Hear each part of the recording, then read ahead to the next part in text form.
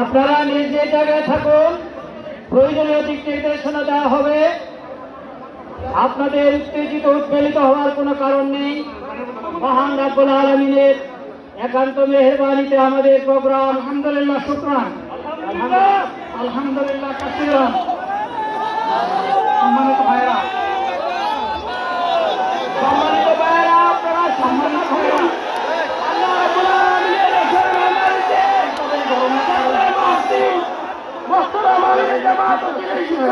ইনশাআল্লাহ আমি আল্লাহ তাআলার শুকরিয়া আদায় করি, আল্লাহ তাআলার শুকরিয়া আদায় করি আবার আপনাদের সামনে দাঁড়াতে পেরেছি। আমি বলেছিলাম দুর্নীতিমুক্ত বাংলাদেশ ইনশাআল্লাহ সবাইকে নিয়ে আমরা গড়ব। আমরা কথা দিচ্ছি বাংলাদেশ জামাত ইসলামী যদি আল্লাহ তাআলার মেহেরবানি এবং সরকার জনগণের ভালোবাসা নিয়ে সরকার গঠন করে, তাহলে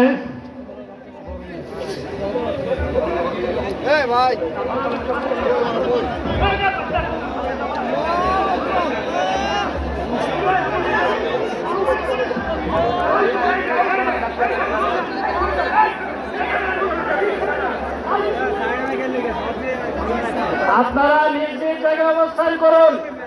আমাদের স্বেচ্ছাসেবকগণ আছেন, সংশ্লিষ্ট বিভাগের দায়িত্বশীল আছেন, তারা প্রয়োজনীয় ব্যবস্থা নেবেন। কারো মাইকের সামনে আসার দরকার নেই।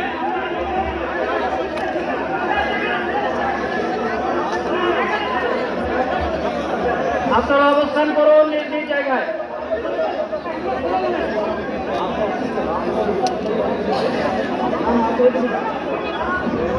সবাই মেহরবানি করে শান্ত হয়ে বসুন, শান্ত হয়ে বসুন, শান্ত হয়ে বসুন।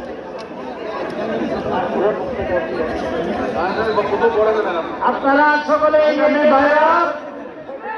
আমিরে জামাত একটুখানি অসুস্থ হয়েছেন গরমের কারণে হয়েছে।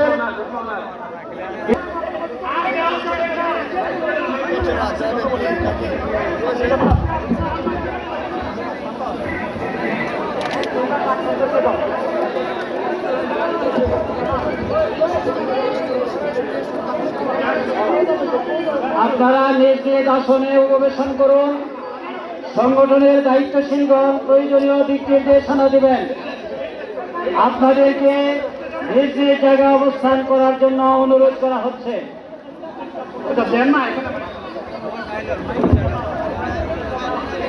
আপনাদের এই ড্রোনগুলো আল্লাহ যত সময় হায়াত দিচ্ছেন, আল্লাহ যত সময় হায়াত দিয়েছেন তত সময় মানুষের জন্য লড়াই করবো ইনশাআল্লাহ। বন্ধ হবে না। বাংলার মানুষের মুক্তি অর্জন হওয়া পর্যন্ত আমাদের লড়াই অব্যাহত থাকবে। বলছিলাম জামাতে ইসলামী যদি আল্লাহর ইচ্ছা এবং জনগণের ভালোবাসায় বাংলাদেশের মানুষের সেবা করার সুযোগ পায়, তাহলে মালিক হবে না, সেবক হবে ইনশাআল্লাহ। আজ আমি ঘোষণা দিচ্ছি, লক্ষ জনতাকে সাথে নিয়ে বাংলাদেশ জামাতে ইসলামী থেকে যারা আগামীতে সংসদ সদস্য হিসাবে নির্বাচিত হবেন, আর তারা কথা বন্ধ করেন, তারা কথা বন্ধ করেন, সবাই বসে পড়েন, সবাই বসেন, বসেন, কেউ দাঁড়াবেন না, সবাই বসেন। যদি আল্লাহর ইচ্ছায় জনগণের ভালোবাসায় বাংলাদেশ জামাতে ইসলামী থেকে সংসদ সদস্যরা নির্বাচিত হয়ে সরকার গঠন করেন, তাহলে কোন এমপি, কোন মন্ত্রী আগামীতে সরকার কিন্তু প্লট গ্রহণ করবে না। কোন এমপি এবং কোন মন্ত্রী ট্যাক্সবিহীন কোন গাড়ি চড়বে না। কোন এমপি এবং কোন মন্ত্রী তার নিজের হাতে কোনো টাকা চালাচালি করবে না।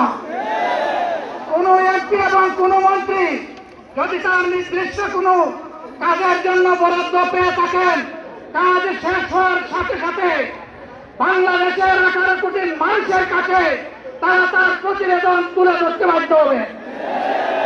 সম্মানিত বন্ধুগণ, চাঁদা আমরা নিব না, দুর্নীতি আমরা করব না, চাঁদা আমরা নিতে দেব না, দুর্নীতি আমরা সহ্য করব না। এই বাংলাদেশটাই আমরা দেখতে চাই। যুবকদেরকে আমরা স্পষ্ট ভাষায় বলতে চাই, বন্ধুগণ, তোমাদের সাথে আমরা আছি।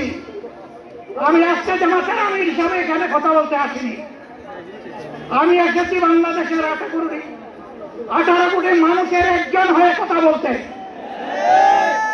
আমি শিশুদের বন্ধু, আমি যুবকদের ভাই,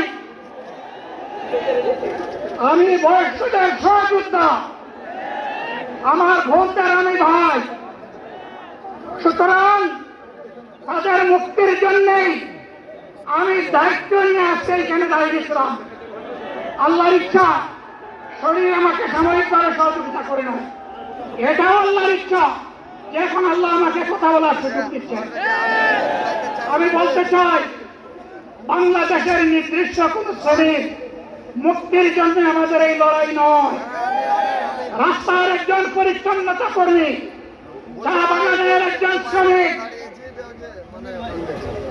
রক্ত পানি করে ঘাম জড়ানো আমার একজন রিক্সা চালক ভাই মাঠে ময়দানে বাংলাদেশের মানুষের মুখে যারা এক মুঠো ভাত তুলে দিতে চায়, আমার সেই কৃষক বন্ধুটি, আমি তাদের হয়ে আসছে এখানে কথা বলতে এসেছি।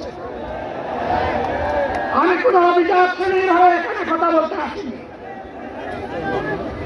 আল্লাহ তাআলার অশেষ মেহেরবানি, আজীবন সকল রক্ত চক্ষুকে উপেক্ষা করেছি, যে জুলুমের পরোয়া করি না।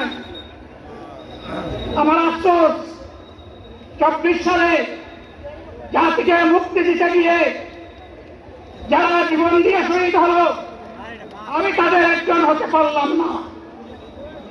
আপনাদের কাছে দোয়া চাই, ইনসাফের ভিত্তিতে একটি দেশ গড়ে তোলার জন্য আগামীতে যে লড়াই হবে, আমার আল্লাহ যেন সেই লড়াইয়ে আমাকে একজন শহীদ হিসাবে কবুল করে। সম্মানিত বন্ধুগণ, আমাদের প্রিয় শহীদ নেতৃবৃন্দ 2006 সালের 28 অক্টোবর থেকে শুরু করে পল্টন গণহত্যা, শাপলা গণহত্যা, সারা দেশের গণহত্যা, তিলখানার গণহত্যা, 24-এর গণহত্যা, এই গণহত্যা যারা করেছে তাদের সকলের বিচার বাংলাদেশের মাটিতে নিশ্চিত করতে হবে। এদের বিচারের দৃশ্যমান প্রক্রিয়া শুরু না করা পর্যন্ত পুরানো ব্যবস্থাপত্রে বাংলাদেশ আর চলবে না।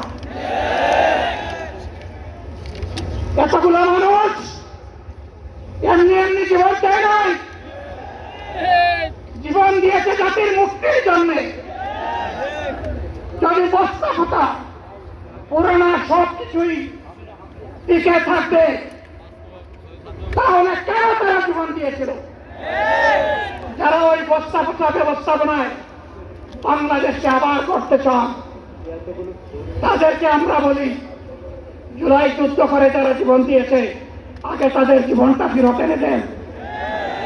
যদি শক্তি তাকে ফিরত এনে দেন, আর তারা পারবেন না, যেহেতু পারবেন না, কাজেই নতুন ব্যবস্থায় নতুন বাংলাদেশ গড়ে তোলা হবে ইনশাআল্লাহ।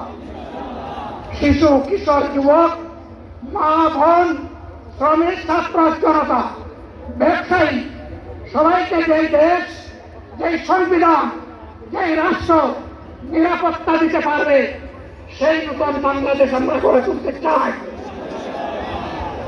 ভাইয়েরা, আমাকে সবাই চাপ দিচ্ছে, কেউ বলে ভাই শেষ করেন, কেউ বলে চাচা শেষ করেন।